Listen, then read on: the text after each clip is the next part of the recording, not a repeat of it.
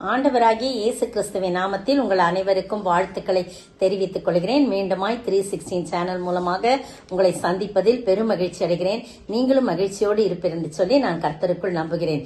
நீங்கள் அவளோடு எதிர்பார்த்திருக்கிற அந்த காயங்களை குறித்து இந்த வாரம் தியானிக்கலாம் என்று சொல்லியிருந்தேன். கடந்த வாரம் 4 காயங்களை குறித்து நாம் தியானித்தோம். இந்த வாரம் அதே போல நேரத்திற்கு தகுந்த விதமாய் 4 காயங்களை குறித்து நாம் தியானிக்கலாம். ஸ்கிரீனில் தெரியும் நம்பருக்கு நீங்கள் கால் பண்ணி பேசலாம். அநேக பேர் ஒவ்வொரு வாரமும் ஒரு சிலர் என்னோட போன்ல தொடர்பு கொள்றீங்க. ஆண்டவருடைய நாமத்துக்கு மட்டும் மகிமை உண்டாவதாக. ஒரு பாடலை கூட பாடலாம், ஜெபிப்போம்.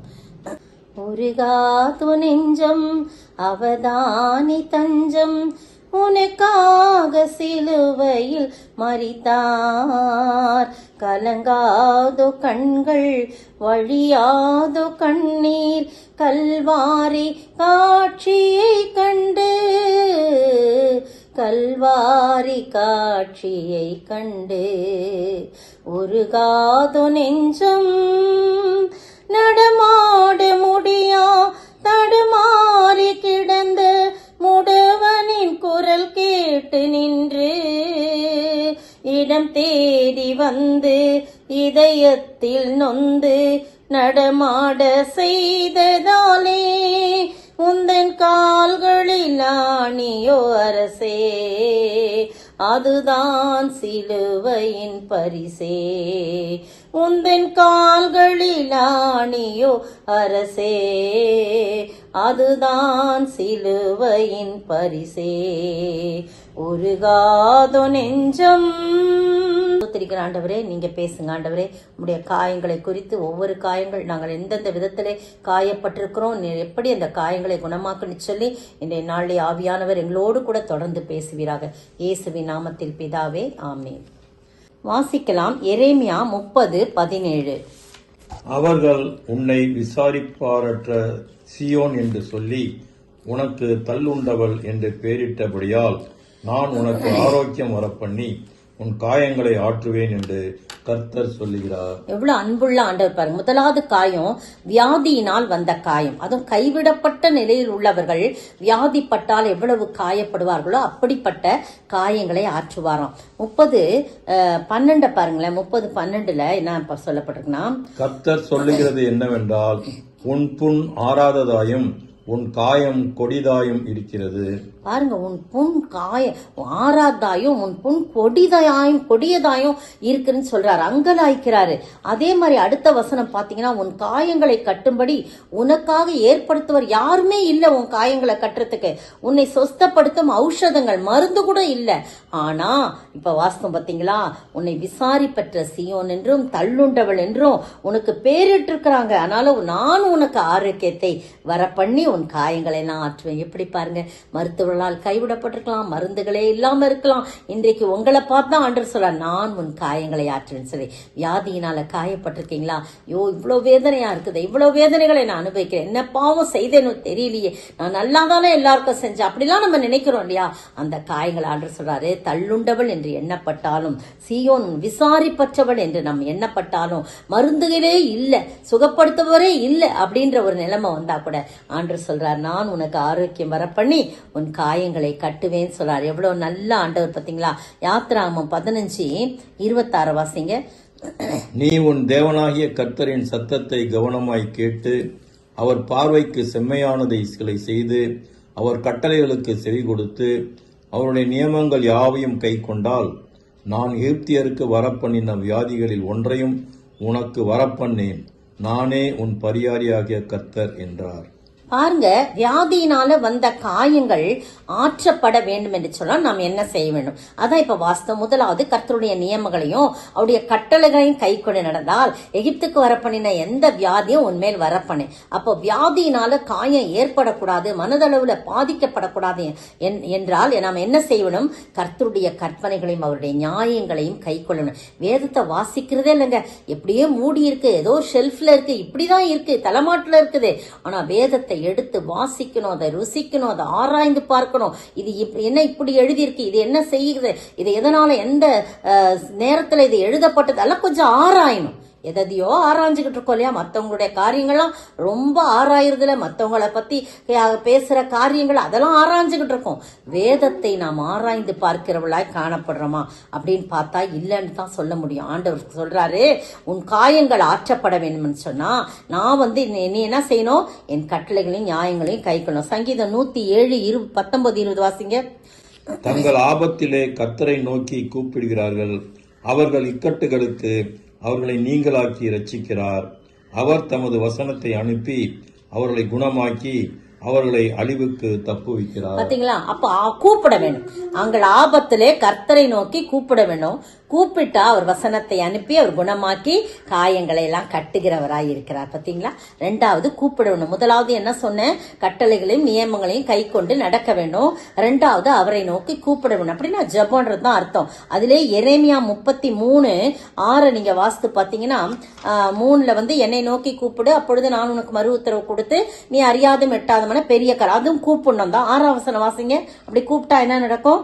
இதோ நான் அவர்களுக்கு சௌக்கியமும் ஆரோக்கியமும் வரப்பண்ணி அவர்களை குணமாக்கி அவர்களுக்கு பரிபூர்ண சமாதானத்தையும் சத்தியத்தையும் வெளிப்படுத்துவேன். அப்ப அவங்க கூப்பிட்டா நான் என்ன செய்வேன்? சௌக்கியத்தையும் ஆரோக்கியத்தையும் வரப்பண்ணி பரிபூர்ண சமாதானத்தையும் சத்தியத்தையும் வெளிப்படுத்துவேன் சார். அடுத்தது பாத்தீங்கன்னா என்ன செய்யணும் அப்படின்னா ஏசாயா 30:18 வாசிங்க.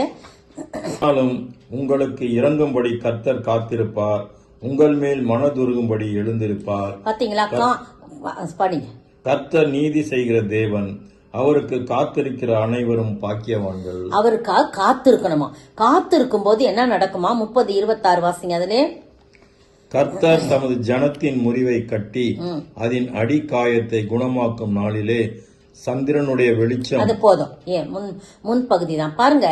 அவருக்கு காத்திருக்கும் போது அடி காயத்தை ஆற்றுவாராம். ஜனத்தின் முறிவை அவர் அது சரியாக்குவாராம்.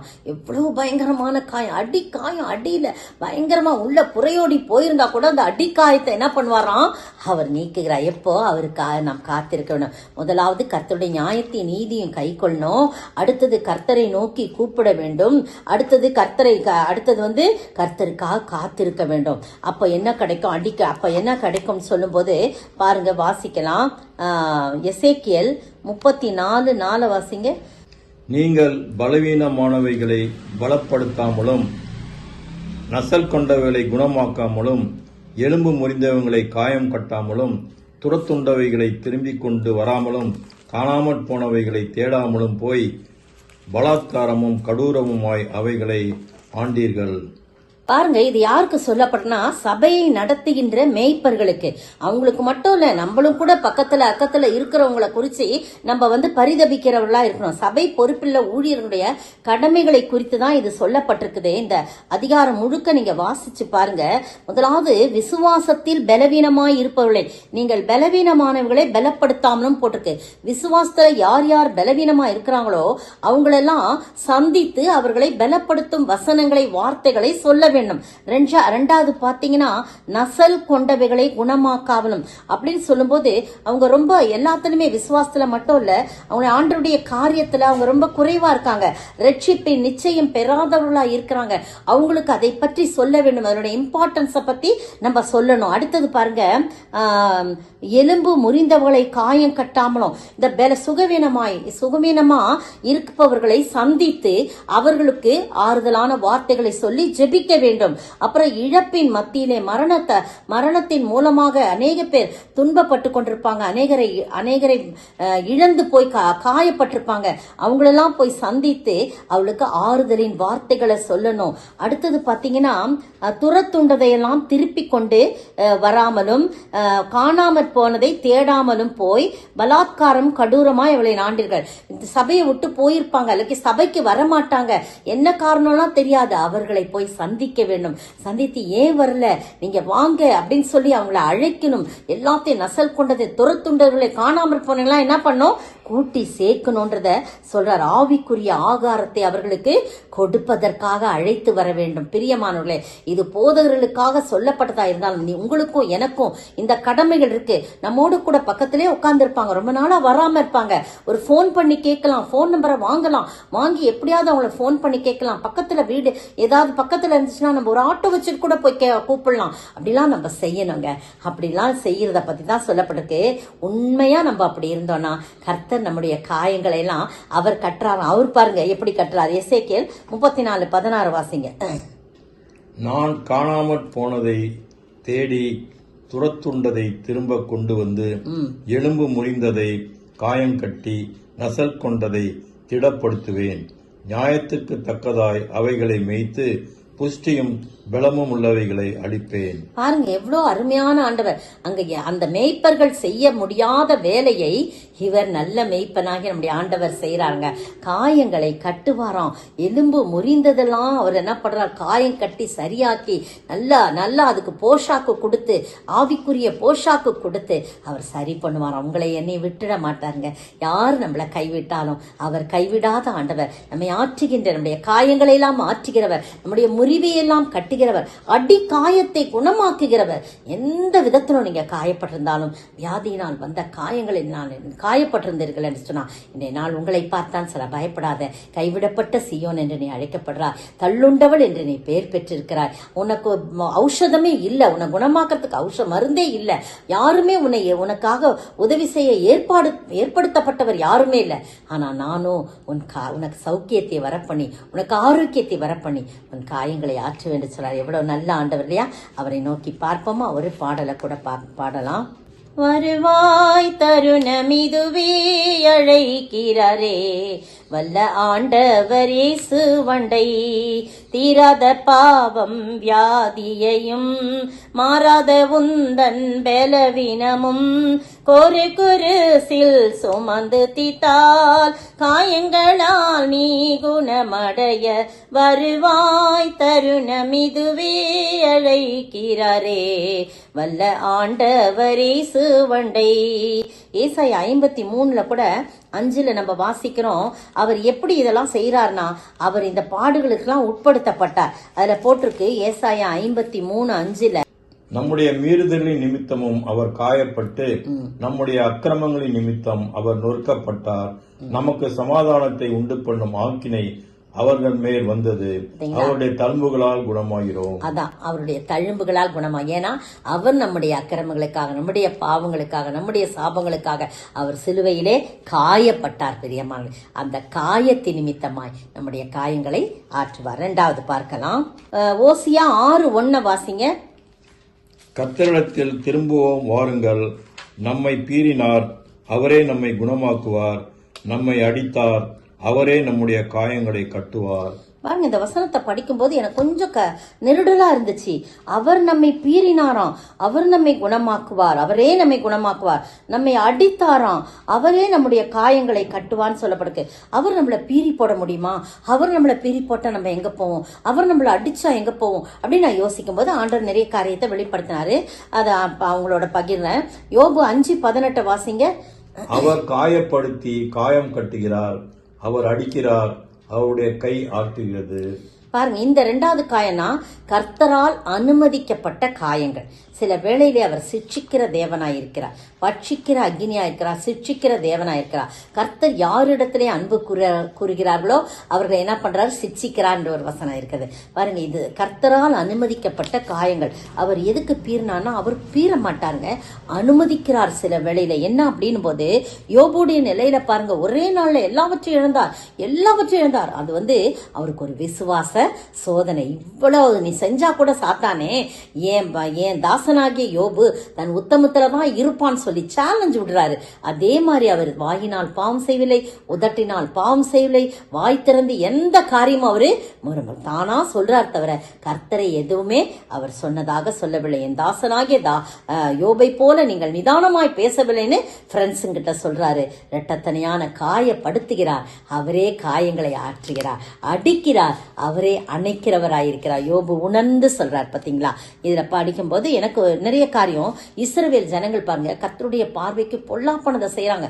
வணங்கா கழுத்துள்ள ஜனங்களா இருக்கிறாங்க. அவங்கள அழிக்க சித்தமாகறாரு. மோசே கேட்டு கேட்டு அவங்களுக்காக பேசி பேசி பரிந்து பேசி பேசி அவங்களுக்கு அவங்களுக்கு சரின்னு சொல்லிட்டு அவர் மன்னித்து விடுறாரு. நிறைய வேளையிலங்க இந்த ஜனங்க ரொம்ப மோசமா நடக்கிறாங்க. ஒரு இது மட்டும் வாசிக்கலாம். நியாயாதிபதிகள் 6:1 வாசிங்க. பின்னும் இஸ்ரவேல் புத்திரர் கர்த்தரின் பார்வைக்கு பொல்லாப்பானதை செய்தார்கள்.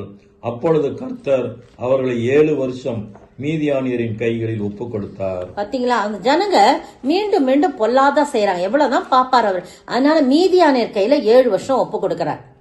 அப்ப பாத்தீங்கன்னா நீங்க 6ஆம் அதிகாரம் ஃபுல்லா படிச்சு பாருங்க. அந்த ஜனங்கள் அந்த மீதியானியர் ரொம்ப நெருக்குறாங்க, நிறைய காயப்படுத்துறாங்க. வயிற்றுக்கு சாப்பாட்டு கூட அவங்களுடைய நிலங்கள்லாம் போய் அவங்க அபகரிச்சிடுறாங்க. அதனால அவங்களுக்கு ரொம்ப கஷ்டமா இருக்கு. எல்லையெல்லாம் நிலத்தின் விளைச்சல்லாம் கெடுத்து இஸ்ரவேலே ஆகாரத்தியாகிலும் ஆடு மாடுகள் கழுதைகள் முதலானவைகள்லாம் வைக்காதே போறாங்க. அப்ப அவங்க எதைதான் சாப்பிடுவாங்க? அப்ப நெருக்கப்படுறாங்க. ஒண்ணுமே இல்லாம நெருக்கப்படும் போது 6ஆம் வசனம் பாருங்களேன். 6ஆம் வசனத்துல, இப்படி மீதியானியராலே இஸ்ரவேலர் மிகவும் சிறுமைப்படுத்தப்பட்டார்கள், காயப்படுத்தப்பட்டார்கள், வேதனைப்படுத்தப்பட்டார்கள். அப்பொழுது இஸ்ரவேல் புத்திரர் கர்த்தரை நோக்கி முறையிட்டார். நான் முன்னாடியே சொன்னலையா, யார் யார் கர்த்தரை நோக்கி கூப்பிடுறாங்களோ அவங்களுக்கெல்லாம் காயங்களை ஆற்றுகிற ஆண்டவராயிருக்கிறார். அங்க கிதியோன் அங்கதான் போராடித்துக் கொண்டிருக்கிறார் கோதுமையா அந்த இதுல ஆலையில. அப்ப கிதியோனை தெரிந்து கொள்றாரு. பராக்கிரமசாலியே, கர்த்தர் உன்னோட இருக்கிறான்னு ஒரு தூதனன் சொல்றான். அப்ப கர்த்தர் எங்களோட இருந்தா நாங்க ஏன் இப்படி இவ்வளவு கஷ்டப்படுறோம் அப்படின்னு இவன் சொல்றாரு. எல்லாருக்காகவும் பறிஞ்சு பேசி சொல்றா, இல்ல இல்ல நீ தான் உன்னையதான் தெரிஞ்செடுக்கிறார், நீ போனோன்னே இவன் சொல்றான், இல்ல நான் ரொம்ப ஒன்னும் இல்ல, நான் இது இவ்வளவு பெரிய காரியெல்லாம் செய்யறதுக்கு எங்க குடும்பமும் ரொம்ப சின்னது, எல்லா குடும்பத்தை விட எங்க குடும்பம் மிகவும் சிறியது, அப்படிலாம் தன்னை தாழ்த்தும் போது, இல்ல இல்ல நான் உன் கூட இருக்கிறேன், நீ போ அப்படின்னு சொல்றான். அப்பவும் என்ன சொல்றான், என் ஆண்டவனே, நான் இஸ்ரவேலை எதனாலே ரட்சிப்பேன்? இதோ மனாசேயில் என் குடும்பம் மிகவும் எளிது, என் தகப்பன் வீட்டில் நான் எல்லாரிலும் சிறியவன் சொல்லலாம். 16 வாசிங்க. அதற்கு கர்த்தர், நான் உன்னோடே கூட இருப்பேன், ஒரே மனுஷனை முறியடிப்பது போல நீ மீதியானியரை முறியடிப்பாய் என்றார். அதுக்கு பிறகு நிறைய அடையாளம் கேட்டு போறோம். அதே மாதிரி நடக்குது. 7:14 வாசிங்க. அப்பொழுது மற்றவன், இது யோவாசின் குமாரனாகிய கிதியோன் என்னும் இஸ்ரவேலனுடைய பட்டயமே அல்லாமல் வேறல்ல, தேவன் மீதியானியரையும் இந்த சேனை அனைத்தையும் அவன் கையிலே ஒப்பு கொடுத்தார் என்றான். பாத்தீங்களா, எவ்வளவு அருமையான ஆண்டவர். எல்லாத்தையும் ஒப்பு கொடுக்கிறாரு. மீதியானியர் கையிலிருந்து இஸ்ரவேல் ஜனங்களை மீட்கிறார். ஆனா இந்த ஜனங்க மறுபடியும் பாருங்க 13:1 மறுபடியும் கர்த்தரின் பார்வைக்கு பொல்லாப்பானதை செய்தார்கள்.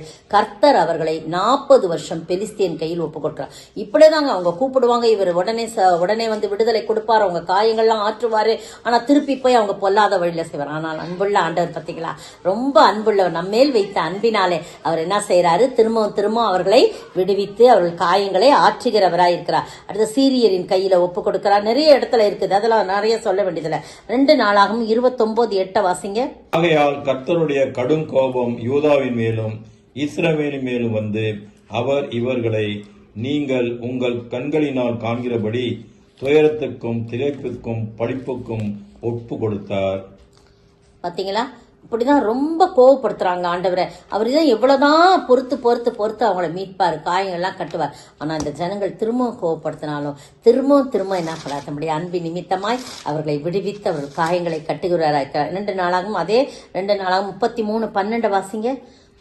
இப்படி அவன் நெருக்கப்படுகையில் தன் தேவனாகிய கர்த்தரை நோக்கி கெஞ்சி தன் பிதாக்களின் தேவனுக்கு முன்பாக மிகவும் தன்னை தாழ்த்தினான்.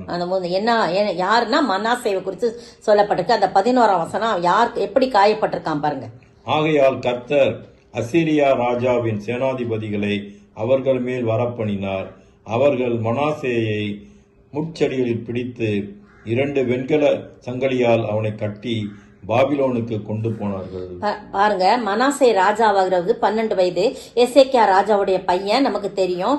ஆனா அவன் கர்த்தரின் பார்வைக்கு பொல்லாப்பானதை செய்யறான். எசேக்கியா இடிச்சு போட்ட அந்த பலிபிடங்கள்லாம் திருப்பி கட்டி இது பண்றான். கர்த்தருடைய ஆலயத்திலேயே போய் விக்கிரகத்துக்கான பலிபிடங்களை கட்டி பலியிடுறான். கர்த்தர் அருவருக்கிற காரியங்கள்லாம் செய்யறான். தீ மிதிக்க பண்றான் ஜனங்களை. பாத்தீங்கன்னா ரொம்ப பில்லி சூனியங்கள் இதெல்லாம் செய்யறான். நிமித்தம் பாக்குறான், நாள் பாக்குறான், நிறைய காரியங்களை அஞ்சனம் பார்க்கிறவர்கள், சோசியம் பாக்குறவங்க எல்லாம் கூட்டு வந்து நிறைய காரியங்கள் கர்த்தர் அருவருக்கிறார். எவ்வளவோ சொல்லி பாக்குறார், ஜனங்களையும் அப்படி பாவம் பண்ண வைக்கிறார். மனாசே கொஞ்சம் கூட நல்லவன் கிடையாது, அப்படிப்பட்டவனா இருக்கிறான். அப்ப ஜனங்களையும் அந்த மாதிரி சொல்றான். அப்ப ஆண்டவர் வந்து சொல்றாரு, நீங்க இப்படியே வந்து எவ்வளவோ புத்தி சொன்னேன், ஆனா நீங்க என்ன பண்ணல பாருங்க. 10ஆம் வசனம் பாருங்களேன். கர்த்தர் மனாசேயோடும் அவனுடைய ஜனத்தோடும் பேசின போதிலும் அவர்கள் கவனிக்காதே போனார்கள். பார்த்தாரு இவனை இது பண்ணிடணும்னு சொல்லிட்டு உடனே என்ன பண்றாரு, அசிரிய ராஜாவின் சேனாபதிகளை அவர்கள் மேல் வர பண்ணணும். அவங்க என்ன பண்றாங்க தெரியுமா, அவனை வெண்கல சங்கிலினால கட்டி முச்செடிகளுக்குள் கட்டுறாங்க. அவன் மேல முள்ளுகளெல்லாம் சுத்தி கட்டுறாங்க. எவ்வளவு காயம் ஏற்பட்டிருக்கும், வழியெல்லாம் ரத்தமா இருக்கும், பிடிச்சு இழுத்துக்கிட்டு போறாங்க. அப்படி அவன் நெருக்கப்படுகையில் அவன் என்ன செய்யறான், தன் தேவனாகிய கர்த்தரை நோக்கி கெஞ்சி தன் பிதாக்களின் தேவனுக்கு முன்பாக தன்னை மிகவும் தாழ்த்தினான். எந்த ஒரு மனிதன் கர்த்தரை நோக்கி கெஞ்சி கூப்பிட்டு தன்னை தாழ்த்துகிறானோ அங்க ஒரு காயம் கட்டுதல் ஏற்படுகிறது. பாருங்க, அவரை நோக்கி அவன் விண்ணப்பம் பண்ணி கொண்டிருக்கிற போது அவன் கெஞ்சுதலுக்கு இறங்கி அவன் ஜெபத்தை கேட்டு அவனை திரும்ப எருசலேமில் உள்ள தன்னுடைய ராஜ்யத்துக்கு வர பண்ணினார். கர்த்தரே தேவன் என்று அப்பொழுது மனாசே அறிந்தான். அப்புறம் விக்கிரக கோட்டைகள் எல்லா பலிபிடங்கள் எல்லாத்தையும் இது பண்ணி சுத்தம் பண்ணி ஆண்டவருடைய பிள்ளைகள் தன்னுடைய ஜனங்களையும் கர்த்தருக்குள் வழி நடத்துகிறான். பாருங்க, எந்த ஒரு மனிதனுடைய காயம் மாற்றப்படுகிறதோ, எந்த ஒரு மனிதன் காயப்பட்ட போது ஆண்டவரை நோக்கி கெஞ்சி பிரார்த்தித்து தாழ்த்துறானோ அவனுடைய காயங்களை அவர் கட்டுகிறவராயிருக்கிறார். நீங்களும் நானும் பாருங்க, சாதாரணமா இந்த ஏதாவது சிச்சை வரும்போது எதனால வந்து எங்க அம்மா பாருங்க, ஒரு கர்ச்சிஃப் காணாம போனா கூட நான் என்ன தப்பு செஞ்சடி, என் கர்ச்சிஃப் நல்ல புது கர்ச்சிஃப் அதை காணோம் அப்படின்வாங்க. இதெல்லாமாம்மா ஆண்டவர் வந்து தப்புக்கு தண்டனை கொடுப்பார் நான் சொல்லுவேன். அவங்ககிட்ட நான் நிறைய பாடம் கற்றுக்கிட்டேன். நம்ம ஏதாவது ஒரு காரியம் இழப்போ ஏதாவது ஒன்று காணாம போட்டேன், பெரிய காரியம், உங்க கர்ச்சிஃப்கே அப்படி சொல்லுவாங்க. நானே ஏதாவது ஒன்று காணாம போட்டேன், ஐயோ என்ன தப்பு செஞ்சேன் தெரியலையே ஆண்டவரே, அது கிடைக்கணும்ப்பா, அது மறந்துட்டேன், நான் எங்க வச்சேன்னு தெரியல அப்படி சொல்லிட்டு ஆண்டவர் ஞாபகப்படுத்துவார். பாருங்க, சிச்சையை வந்து அற்பமா எண்ணக்கூடாது. ஏதோ ஒரு காரியம் போது இவன் பாருங்க உடனே என்ன பண்ணிட்டான், மனம் திரும்பி கெஞ்சி நெருக்கப்படுகையில் கெஞ்சி மனம் திரும்பி. நீங்களும் நானும் அப்படி மனம் திரும்பி வாழ கற்றுக்கொள்ள வேண்டும். அப்படிப்பட்ட ஆசீர்வாதம் இருக்கும்போது மட்டும்தான். உபாகம் கடைசி வசனம் வாசிங்க, உபாகம் 32-39 வாசிங்க. நானே அவர், என்னோட வேறே தேவன் இல்லை என்பதை இப்பொழுது பாருங்கள். நான் கொல்லுகிறேன், நான் உயிர்ப்பிக்கிறேன், நான் காயப்படுத்துகிறேன், நான் சொஸ்தப்படுத்துகிறேன், என் கைக்கு தப்புவிப்பார் இல்லை. பாருங்க, இதுதான் நமக்கு வேண்டியது. ஆண்டவர் எல்லாமே செஞ்சாலும் அவர் தான் நம்மை சொஸ்தப்படுத்துகிற ஆண்டவர், காயம் கட்டுகிற ஆண்டவர், எல்லாமே அவர் தான். நானே தேவன் என்று நாம் அறிந்து கொள்ள வேண்டும். ஒரு பாடலை கூட பாட கேட்கலாம். என்னை விட்டு தூரம் போனாயோ, மாயையை பின்பற்றி போனாயோ, என்னிடத்தில் என்ன அநியாயம் நீ கண்டாய் சொல் மனமே, இயேசு சிலுவையிலே உனக்காக உயிர் கொடுத்தார், உள்ளமுடைந்த வண்ணம் என்னை கேட்கின்றார். மூன்றாவது பாருங்க, தரித்து கொண்டிருக்கும் காயங்கள். கலாத்தியர் 6:17 வாசிக்கலாம். இனிமேல் ஒருவனும் எனக்கு வருத்தம் உண்டாக்காதிருப்பானாக, கர்த்தராகிய இயேசுவினுடைய அச்சடையாளங்களை நான் என் சரீரத்திலே தரித்து கொண்டிருக்கிறேன். பாருங்க, தரித்து கொண்டிருக்கும் காயங்கள், அச்சடையாளங்களையும் என் சரீரத்திலே நான் தரித்து கொண்டிருக்கேன். சரீரத்துல ட்ரெஸ் தாங்க தரித்தல்னா வேர் பண்ணிக்கிறது, உடுத்தி கொள்வதுன்னு அர்த்தம் இல்லையா? அந்த அப்போஸ்தலனாகிய பவுல் சொல்றாரு, அவருடைய காயங்கள் எல்லாம் அவள் முன்முடி சூட்டப்பட்ட அந்த தலையை குறித்த காயங்கள், அதுல ஏற்பட்ட அச்சடையாளம், அழும்புகள், அது அப்புறம் வாரினால் அடித்த போது முதுகிலே ஏற்பட்ட அந்த காயங்கள் எல்லாவற்றையும் தன் சரீரத்திலே சுமந்து கொண்டு தரித்து கொண்டு என்ன செய்யறாராம், எல்லாட்டையும் போய் சொல்றாராம், இந்த காயங்கள்லாம் உங்களுக்காக தான் சொல்லி, அதுதான் அந்த தரித்து கொள்ளுதலுடைய மீனிங். 2 கொரிந்தியர் 4:10 வாசிங்களேன். கர்த்தராகிய இயேசுவினுடைய ஜீவனும் எங்கள் சரீரத்திலே விளங்கும்படிக்கு இயேசுவின் மரணத்தை எப்பொழுதும் எங்கள் சரீரத்தில் சுமந்து திரிகிறோம். பாத்தீங்களா, எவ்வளவு பெரிய காரியம். இயேசுவின் மரணத்தை எங்க சரீரத்துல சுமந்து திரிகிறோம். அவருடைய ஜீவன் வெளிப்படும் பொருட்டு அவருடைய மரணத்தை எங்க சரீரத்துல சுமந்து திரிகிறோமா. எதையோ சுமந்து திரிஞ்சிட்டு இருக்கோங்க. ஒரு காரியம் ஒண்ணுன்னா அதை சுமந்துகிட்டு 10 பேர்கிட்ட சொல்றது, இப்படி எல்லாம் ரொம்ப மோசமான உலகம் ஆயிடுச்சு. நம்ம அதெல்லாம் நிறுத்தணும், முதலாவது நிறுத்தணும். அடுத்தவங்களை காரியங்களை பத்தி, அதுக்கு பதிலா இயேசுவின் காயங்களை, இயேசுவின் அச்சடையாளங்களை, இயேசுவின் மரணத்தை 40 நாள் தியானிக்கிறோம். எனக்கு நான் உபவாசம் இருப்பேன், 40 நாளும் கறி மீன் சாப்பிட மாட்டேன், ஒன்னும் பிரயோஜனம் இல்ல. நீ இயேசுவின் காயங்களை குறித்து, மரணத்தை குறித்து மத்தவங்கிட்ட ஒரு நாளாகிலும் சொல்லாமல் போனால் நீங்கள் உபவாசம் இருப்பது வீண், நான்வெஜ் சாப்பிடாது இருக்குது வீண். கட்டாயம் இயேசுவின் அன்பை இந்த 40 நாட்கள் எத்தனையோ பேர் அனுசரிக்கிறாங்க, புறஜாதி மக்களும் அனுசரிக்கிறாங்க வேற வேற விதமா. ஆனா நம்ம ஆண்டருடைய பிள்ளைகளாகிய நம்ம என்ன செய்யணும்? அவருடைய காயங்களை சுமந்து திரிய வேண்டும். அவர் மரணத்தை ஏன் இந்த 40 நாட்கள் என்பதை கட்டாயம் நாம் மற்றவர்களுக்கு சொல்லாவிட்டால், நாம் உபவாசம் இருந்தாலும், நான்வெஜ் சாப்பிடாம இருந்தாலும், தாடி மீசெல்லாம் வளர்த்துக்கிட்டு அதை ஷேவ் பண்ணாம இருந்தாலும் ஒன்னும் பிரயோஜனம். அந்த பீடி, சிகரெட்டு, குடி எல்லாம் மற்றவங்களும் அதுமே செய்யறாங்க. பாத்திருக்கீங்களா? மற்றவங்களும் தாடி வளர்த்திருப்பாங்க, நான்வெஜ் சாப்பிட மாட்டாங்க, ஒரு மாதிரி ஒரே கலர் ட்ரெஸ் போடுவாங்க, எல்லாம் செய்வாங்க. ஆனா இயேசுவின் அன்பை பற்றி சொல்ல வேண்டுமே. நீங்களும் நானும் அதை நம்முடைய சரீரத்திலே தரித்து கொள்ள வேண்டுமே. பாருங்க, நிறைய பேர் பச்சை குத்தி இருப்பாங்க. அதெல்லாம் ஒண்ணும் இல்ல. ஒருத்தர் மேல ஒரு அன்பு வச்சா ரத்தத்துல கிழிச்சு பேர்லாம் எழுதுவாங்க, அதெல்லாம் ஒண்ணுமே இல்ல. ஆனால் இயேசுவின் அச்சடையாளங்களை நாம் சுமக்கிறவர்களாய் நாம் காணப்பட வேண்டும். பாருங்களேன், 2 கொரிந்தியர் 11:24-25 வாசிங்க. யூதர்களால் ஒன்றுக்குறைய 40 அடியாக 5 தரம் அடிப்பட்டேன். 3 தரம் மிலாறுகளால் அடிப்பட்டேன். 1 தரம் கல் ஏறி உண்டேன். 3 தரம் கற்பச்சேதத்தில் இருந்தேன். கடலிலே ஒரு ராப்பகல் முழுவதும் போக்கினேன். பாருங்க, இந்த அப்போஸ்தலனாகிய பவுல் அவருடைய அச்சடையாளங்களை தன்னுடைய சரீரத்திலே தரித்து கொண்டிருக்கிறது முதல் சொன்ன அர்த்தம். 2வது அர்த்தம் எனக்கு ஆண்டவர் விளக்கினாரு. 2வதுனா, அப்போஸ்தலனாகிய பவுல் சவுலா இருந்து பவுலா ஏற்றுக்கொள்ளும் போது அனனியா சொல்றான், ஐயோ அவன் எல்லாரையும் கொலை பண்ண வருவான், அவனை போய் என்னைய சந்திக்க சொல்றீங்கன்னு சொல்லும் போது, இல்ல அவன் பெரிய பெரிய ராஜாக்களுக்கோ எல்லாருக்கும் சொல்லக்கூடிய ஊழியக்காரனா நான் அவனை தெரிஞ்சு கொண்டேன். அவன் என் நிமித்தமாய் எவ்வளவாய் பாடுபட வேண்டும் என்பதை நான் அவனுக்கு காண்பிப்பேன் சொல்லிதான் இவ்வளவு பெரிய அச்சடையாளங்களா நிறைய காயம். பாருங்க, கர்த்தருக்காய் நிறைய காயங்கள் பற்றான். 2 கொரிந்தியர் 11:24-25 நம்ம வாஸ்தம். 26, 27 பாத்தீங்கன்னா 23 காயங்கள்ங்க. அவர் ஆண்டருக்கு ஒரு தடவை தான் 39 அடி அடிக்கப்பட்டார், 40க்கு 1 குறைய. இவர் அதே மாதிரி 3 தடவை அடிக்கப்பட்டார். பெருக்கி பாருங்க, அப்படிப்பட்ட காயங்கள்லாம் இயேசுவை அறிவித்தது மூலம் 23 விதமான காயங்களை அவர் நீங்க குறிச்சு வச்சு பாருங்க. அந்த 11 அதிகாரம் 24 இருந்து அப்ப 28ஆம் வசனம் சொல்லுது. 28 வாசிங்க. இவை முதலானவைகளை அல்லாமல் எல்லா சபைகளை குறித்தும் உண்டாயிருக்கிற கவலை என்னை நாள்தோறும் நெருக்குகிறது. இதான் தரித்து கொண்டிருத்தல். ஆண்டருடைய காயங்களை, அச்சடையாளங்களை சுமக்கிறேன்னா எல்லாம் நான் காயப்பட்டிருக்கேன். என் சரீரம் முழுவதும் அவருக்காக நான் பட்ட காயங்கள். ஆனா இவை எல்லாவற்றிலும் நான் சோர்ந்து போய் படுத்து தூங்கல, ஆண்டவரை முறுமுறுக்கல. சபைகளை குறித்ததான கவலை என்னை நாள்தோறும் நெருக்குகிறது. உங்களுக்கும் எனக்கும் நெருக்குதா? பாரம்பரிய கிறிஸ்தவர்களாய் காணப்படுறோமா? பாரம்பரிய கிறிஸ்தவர்களாய் இருந்து சடங்கு சாஸ்திரங்கள், பலவிதமான காரியங்கள், சட்ட திட்டங்கள், அது இதுன்னு சொல்லி நம்முடைய அதிகாரத்தை துர்பிரயோகம் பண்ணி கொண்டு இருக்கிறோம். பலவிதமான சட்டங்களை ஆலயத்துக்குள் புகுத்தி பலவிதமான சமாதான குறைச்சலை உண்டு பண்ணிருக்குமா? பிரியமானவர்களே, உங்களை பார்த்துதான் ஆண்டவர் சொல்லுகிறார், என் சபைகளை குறித்ததான கவலை என்னை நாள்தோறும் நெருக்கிறது. எந்த சந்தர்ப்பத்தில் சொல்றாரு? 23 விதமான காயங்களை அவர் ஏற்றுக்கொண்டு, பிரியமானவர்களே, அவ்வளவு வேதனைகளின் மத்தியிலே இயேசுவின் அச்சடையாளங்களை தரிக்கிற ஒரு மனிதனாக அவர் காணப்பட்டார். நீங்களும் நானும் அதுல ஒரு சின்ன காரியம், 1% ஆகுது, ஒரு 0.95% ஆகுது நம்ம பண்ணி இருக்கோமா? தான் சொல்ல முடியும். ஆனா நம்மளை நாமளே திருத்தி கர்த்தருக்காய் வைராக்கியம் வாழ நம்மை அர்ப்பணிப்போம். பிரியமானவர்களே, அப்போஸ்தலர் 9, 15, 16 அவர் பட்ட பாடுகள், அவர் பட்ட அதெல்லாம் என்ன பண்றாரு? அவர் மற்றவர்களுக்கு சொல்றார். எல்லாத்தையும் லிஸ்ட் அவுட் பண்ணி அவர் சொல்றதை நம்ம பார்க்கிறோம். கிறிஸ்துவுக்காக வைராக்கியமாய் கிறிஸ்துவை வெளிப்படுத்தும்படியாக அவர் இது பண்ற காயப்பட்டாரு. அந்த காயங்களை, அச்சடையாளங்களை தன் சரீரத்திலே சுமந்தார், தரித்து கொண்டிருந்தார் என்று சொல்லி பார்க்கிறோம்.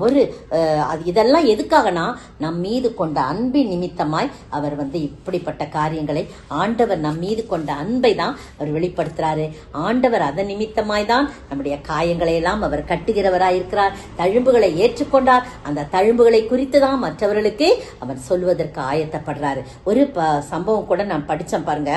இங்கிலாந்து தேசத்துல கிராம்வெல் என்று சொல்லக்கூடிய ஒரு அரசர் இருந்தாரு. அவங்க எல்லாரும் போருக்கு ஆயத்தமாகறாங்க.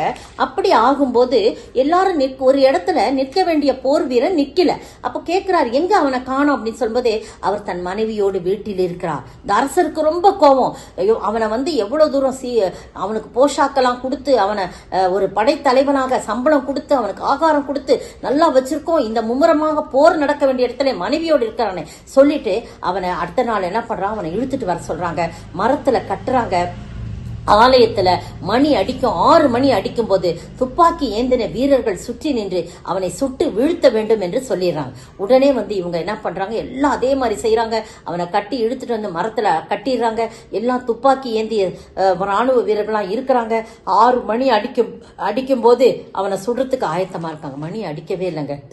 ஏன் மணி அடிக்கல, என்ன ஆச்சு ஏதாச்சுன்னு எல்லாம் பார்க்கும்போது ஒரு பெண் கையிங்கள காயத்தோடு அப்படியே பயங்கரமா ரத்தம் சொட்ட சொட்ட சொட்ட ஓடி வர்றாங்க. யார்மா நீ, என்னமா ஆச்சு ஏதாவது சொன்னா, நான் இங்க கட்டி இருக்கிறவருடைய மனைவி, நான் தான் அவரை போக வேணாம், நாங்க புதிதாய் திருமணமானவர்கள், நீங்க போவேணா, அதான் அவ்வளோ பேர் இருக்காங்க, நான் தான் அவரை சொல்லிட்டேன், ஏன் நிமித்தமாய் அவர் கொல்லப்படக்கூடாது, அதனாலதான் நான் என்ன செஞ்சேன், நான் போய் அந்த மணிகுண்டுல அந்த மணி அடிக்கிற நாக்கை என் கையில பிடித்து கொண்டு அப்படியே கெட்டியா பிடிச்சேன். அந்த கோவில் பிள்ளை கரெக்டா அடிப்பாரு, அவருக்கு காது கேட்காதுன்னு எனக்கு தெரியும், அதனாலதான் அந்த மணி சத்தம் அவர் காதுல விழல. அவர் ஒவ்வொரு முறையும் அடிக்கும் போது அந்த 6 முறை அவர் அந்த மணி அடிக்கும் போதும் என்னுடைய கை அந்த பெல்லோட சைடு பக்கம்லாம் போய் மோதி ரத்தம் வந்துச்சு. தயவு செய்து என்ன வேணா ஏதாவது பண்ணிக்கோங்க, அவரை ஒன்னும் செய்யாதீங்க, அவர் மேல நான் வைத்த அன்பு நிமித்தமா நான் அப்படி செஞ்சிட்டேன் அப்படின்னு சொல்லி சொன்ன உடனே ராஜா பார்த்து அப்படியே மனம் உருகிறார். அவருடைய கைகளில் உள்ள காயங்களை பார்க்கிறார். ரத்தம் கொட்ட கொட்ட தன் கணவன் மீது வைத்த அன்பின் நிமித்தமாய் அவர் இப்படி செஞ்சிட்டாள்னு சொல்லிட்டு என்ன செய்யறாரு, அப்படியே அந்த மகனை போ அப்படின்னு சொல்லிட்டு மன்னித்து விடுறாரு. உங்களுக்காகவும் எனக்காகவும் 2 கரங்களையும் நீட்டி அழைக்கிற ஆண்டவர் நம்மோடு கூட இருக்கிறார். பாருங்க, கரம் விரித்து அழைக்கின்றார். கண்ணீரோடு ஓடிவா மகன் சொல்லி அவர் கையிலிருந்து வழிகிற அந்த ரத்தத்தை பாருங்க. அவர் தலையில் முள்முடி சூட்டப்பட்டவராய் அவர் அந்த ரத்தத்தை பாருங்க. இன்னும் ஒரு சம்பவம் இருக்குது, ஆனா அது நேரம் இல்லாதனால அதை நான் அதோட முடிக்கிறேன். அது என்னன்றது மட்டும் தலைப்பு மட்டும் சொல்லி நான் முடிக்க விரும்புகிறேன். மார்க் 5:5 பாத்தீங்கன்னா, பிசாசினால் வந்த காயம். ஒரு பிசாசு பிடித்தவன் கல்லுகளினாலே தன்னை காயப்படுத்தி கொண்டிருந்தான். அவன் பிசாசு அவனுக்குள் இருந்தது. எத்தனை பிசாசு வேணாலும் ஒரு மனிதனுக்குள்ள இருக்கும். அவன் காயப்படுத்தி இருந்தான். அவன் இஷ்டத்துக்கு அவனை இடத்துல குடியிருப்ப கல்லறையில கொண்டு போய் வச்சான். அந்த சங்கிலிகளெல்லாம் அறுத்து எரியும்படியாக அவன் அவ்வளவு முரட்டாட்டுத்தனமாக இருந்தான். அதெல்லாம் என்னன்னா கட்டுக்கடங்காத ஒரு வாழ்க்கை. அவனுடைய குடியிருப்பு கல்லறையில இருந்தது. தன்னைத்தான் காயப்படுத்தி கொண்டான். அந்த காயத்தை பத்தி அவன் உணரவே இல்லை. சில பேர் அப்படிதான் பாவம் செஞ்சுக்கிட்டே இருப்பாங்க, அந்த பாவத்தை பத்தி உணர மாட்டாங்க. ஆனா மற்றவர்களுக்கு அந்த பாவம் தெரியும். மற்றவர்கள் பார்வையில அவன் காயப்படுத்தி கொண்டிருக்கிறத பாக்குறாங்க. ஆனா இயேசு வரும்போது அவன் என்ன பண்றான், ஓடி போய் பணிந்து கொள்றான். இயேசுவே என்று சொல்லி அவரை தாழ்மையோடு பணிந்து கொள்றான். அந்த பிசாசுக்கு தெரியுது பாருங்க, இயேசு வராரு, நம்மளை எப்படியும் துரத்தி விட்டுருவாரு, அவ்வளவுதான், நம்ம வாழ்க்கை முடிஞ்சிச்சு. ஆனா நம்ம உயிருள்ளவங்க கிட்டதான் நம்ம இருக்கணும், எந்த மனுஷட்டையும் இனிமே அனுப்ப மாட்டான்னு சொல்லிட்டு அந்த பன்றிகளுக்குள்ளே என்னை போய்விட சொல்லுங்கன்னு சொல்றார். ஏன்னா அந்த பிசாசுகள் வருது, ஆண்டவரை கண்டு கொள்ளுது, தேவனுடைய குமாரனே என்று சொல்லி ஆண்டவரை போற்றுது, பணியுது. பாருங்க, எல்லாம் பிசாசுக்கு தெரியுது. அப்படி சொல்வது அதுல லேகியோன் யாருன்பது, லேகியோன் நாங்கள் அநேகராய் இருக்கிறோம் அப்படின்னு சொல்ல. லேகியோன் என்று சொன்னா அந்த காலத்துல போர் படையில இருக்கிறவர்கள் தான் லேகியோன் என்று சொல்றாங்க. லீஜன் அப்படின்னு சொல்றாங்க. இங்கிலீஷ்ல LEGION லீஜன் என்று சொல்றாங்க. அவங்க அந்த படையில 3000 6000 பேர் இருப்பாங்களாம். அவ்வளோ பிசாசு இவனுக்குள்ளாக இருந்திருக்குது. உடனே அந்த பன்றிகள் கூட்டத்தில் அனுப்புறாங்க. அவன் காயங்கள் கட்டப்படுது. அவன் காயங்கள்லாம் ஆச்சு. பாத்தீங்கன்னா நீங்க அந்த வசனம் பாத்தீங்கன்னா, அது ஒரே ஒரு வசனம் மட்டும் வாசிங்க, 15ஆம் வசனம். இயேசுவினிடத்தில் லேகியோனாகிய பிசாசுக்கள் பிடித்திருந்தவன் வஸ்திரம் தரித்து உட்கார்ந்து புத்தி தெளிந்திருக்கிறதை கண்டு பயந்தார்கள். பாத்தீங்களா, எல்லா காயெல்லாம் ஆற்றப்பட்டுச்சுங்க. தெளிந்து புத்தி தெளிந்து வஸ்திரம் இல்லாதவனாய் இருந்த அவனுக்கு வஸ்திரம் தரிப்பிக்கப்பட்டது. ரட்சிப்பின் வஸ்திரம் தரிப்பிக்கப்பட்டது. பரிசுத்த வஸ்திரம் தரிப்பிக்கப்பட்டது. அவன் சொல்றான், எல்லாரும் சொல்றாங்க, ஐயோ எங்களை விட்டு போய்விடும் சொல்றாங்க. அவ்வளோ மகத்துவமான காரியம் நடக்குது. எப்படி இருந்தவன் எப்படி ஆயிட்டானே, வஸ்திரம் தரித்தவனாய் தெளிந்த புத்தியுள்ளா, முகெல்லாம் பிரகாசமா இருக்கு. அப்ப இவனும் படகுல ஏறப்போகும்போது, நீ இல்ல, நீ போ வீட்டார் இடத்துல போய் அறிவின்னு சொல்றான். சொல்றான். ஆனா அவனால சும்மா இருக்க முடியல. எப்படிப்பட்ட வாழ்க்கை வாழ்ந்தேன், எனக்குள்ள எத்தனை பிசாசுகள் இருந்தது, என்னுடைய வாழ்க்கையே மோசமாயிடுச்சு, காயப்பட்டிருந்தேன். ஆனாலும் இந்த காயம் நீங்க வச்சாரே, நான் உங்களை விட்டு நான் போக மாட்டேன்றான். இல்ல நீ போன்னு சொன்னவன அவன் தெக்கப்பொலி என்று சொல்லக்கூடிய 10 பட்டணங்களுக்கு போய் அறிவித்தான். தான் வீட்டாருக்கு மட்டும் இல்லைங்க, சுற்றில இருக்கிற 10 பட்டணங்களுக்கு போய் அறிவித்தான். நீங்களும் நானும் சுகத்தோடு பலத்தோடு இருக்கிறோம் இல்லையா? நாம் எப்படி இருக்கிறோம்? ஆலய ஆராதனைக்கு வருகிறோமா? ஏதாவது கூட்டம் நடந்தனா அந்த கூட்டத்துல கலந்துக்கிறோமா? நிர்விசாரமா இருந்தா நமக்குள்ளும் அந்த தீய சக்தி இருக்கிறது. ஆண்டவரோடு நெருங்க முடியாதபடி அதை ஒரு அலட்சியமா நினைச்சோம்னா அதெல்லாம் தீய சக்தி தாங்க. எனக்குள்ள அந்த தீய சக்தி இருக்கிறான்னு பார்ப்போம். எங்கெங்கெல்லாம் ஆண்டவருடைய வார்த்தைகள் பரிமாறப்படுகிறதோ, ஆலய ஆராதனைக்கு முன்பாக போக வேண்டும், ஆலயத்தில் சொல்லப்படும் வார்த்தைகளை கேட்க வேண்டும், அந்த வார்த்தைகளின் படி நடக்க வேண்டும். இப்படிலாம் செய்யும் போதுதான் நம்முடைய காயங்கள் கட்டப்படும். தீய சக்தியினால் வரக்கூடிய காயங்கள்லாம் முறியடிக்கப்படும். வெண் வஸ்திரம் தரிக்கப்படும், புது வஸ்திரம், ரட்சிப்பின் வஸ்திரம் தரிப்பிக்கப்படும், நம்முடைய காயங்கள் ஆற்றப்படும். பிரியமானவர்களே, இதை சொல்ல வேண்டாம் என்று நினைத்தேன், ஆனாலும் ஆவியானவர் என்னை விடவில்லை. பிரியமானவர்களே, அருமையான வேளையிலே உங்களுடைய காயங்களை கட்டுவார். 4 விதமான காயங்களை பார்த்தோம் அல்லவா? அதை நீங்கள் திரும்பமாக கொண்டு வந்து நீங்கள் பார்த்து ஆண்டவருடைய கிருபையினாலும் அவருடைய ரத்தத்தினாலும் அவருடைய சிலுவையின் மரணத்தினாலும் காயங்கள் ஆற்றப்பட நம்மை ஒப்புக் கொடுப்போமா? செபிப்போம். கல்வாரியின் கருணையிதே காயங்களில் காணுதே, கர்த்தரிசு பாருனக்காய் கஷ்டங்கள் சகித்தாரே. சோத்தரிக்கிற ஆண்டவரே, விலையேற பெற்றோம் ரத்தமே, எங்கள் விழாவில் பாய்கிற உங்க விழாவில் பாஞ்ச அந்த ரத்தத்தை எங்க மேல நீங்க பொழிந்தள்ள ஆண்டவரே. எங்களுடைய காயங்கள்லாம் நீங்க கட்டுங்க ஆண்டவரே. 4 விதமான காயங்களை நாங்க பார்த்த ஆண்டவரே. வியாதியால் வந்த காயங்கள் ஆண்டவரே. எல்லாராலும் கைவிடப்பட்ட நிலையிலே இருந்த போது வியாதி வந்தால் எவ்வளவு கஷ்டப்படுவோம். அப்படிப்பட்ட வியாதியினால் வந்த காயங்களை ஆண்டவரே நீ மாற்றி போட வல்லவராய் இருக்கிறீர் ஆண்டவரே. நன்றியோடு மெய் ஸ்தோத்தரிக்கிற ஆண்டவரே. உம்மால் அனுமதிக்கப்பட்ட காயங்களை நீங்க ஆற்றுகிறீர், அணைக்கிறீர் ஆண்டவரே. அந்த காயங்களை எல்லாம் நீங்க கட்டுகிறவராய் இருக்கிறீர் ஆண்டவரே. தகப்பனை, காயங்களை நாங்கள் தரித்துக் கொள்ள வேண்டும் என்று நீங்க சொல்றீங்க ஆண்டவரே. அது மட்டும் அல்ல ஆண்டவரே, பிசாசினால் வந்த காயங்களை கூட நீங்க விடுதலையாக்கி ஆண்டவரே, நாங்கள் நீதியின் வஸ்திரத்தை கத்தாவே, அந்த ரட்சிப்பின் வஸ்திரத்தை, நாங்கள் பரிசுத்த வஸ்திரத்தை ஆடை அணிந்து கொள்ளும்படியாக நீங்க கிருபை செய்ய. அப்படிப்பட்ட ஆசீர்வாதத்தை கேட்டுக்கொண்டிருக்கிற ஒவ்வொரு மக்களும் பெற்று வாழ நீர் கிருபை செய்ய வேண்டும் என்று கர்த்தரும் மீட்பெரும் ராஜாவாகிய இயேசு கிறிஸ்துவின் விலையேற பெற்ற நாமத்தில் ஜெபிக்கிறேன் பிதாவே. ஆமேன், ஆமேன்.